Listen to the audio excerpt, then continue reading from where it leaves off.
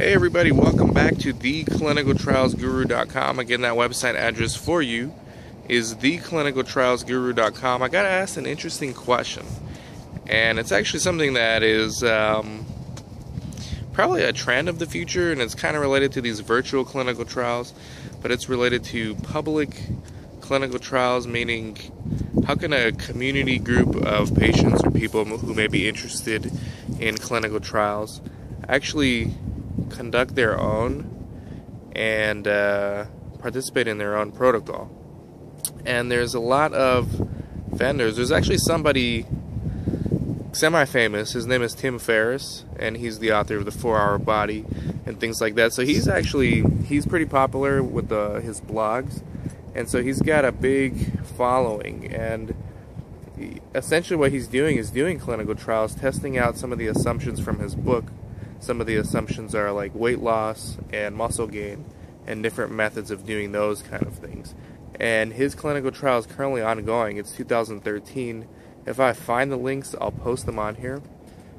As far as doing clinical trials for some kind of condition, like let's say for asthma or for diabetes, it's going to be a little bit harder to gather the patients needed and then conduct some kind of protocol, especially if it's not sponsored by anyone. If it's sponsored by some drug company, it'll be a little bit easier, just like Pfizer did with their virtual clinical trial. But I would definitely involve a company like 23andMe. And for those of you who don't know, I'm going to post links to an article I wrote about 23andMe before.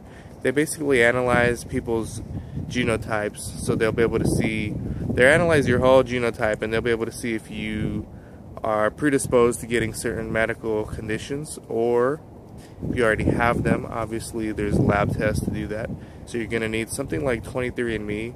You're going to probably need something like Quintiles has, which is basically they have an online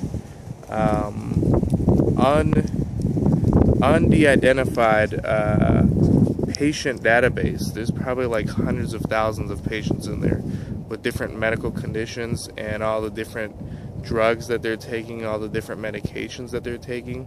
So you definitely have to involve some kind of EMR, electronic medical record platform, and I would also use 23andMe for that kind of stuff, like labs and testing your genotype, because genetics is really the wave of the future. I mean, this is where we're headed towards as far as clinical trials. Even in my own studies, we're seeing a lot more genetic testing.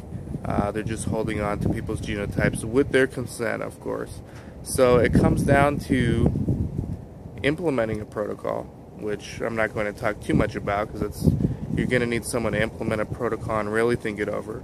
And then as far as executing the protocol, how are you going to get people to enroll, and then how are you going to get the data recorded?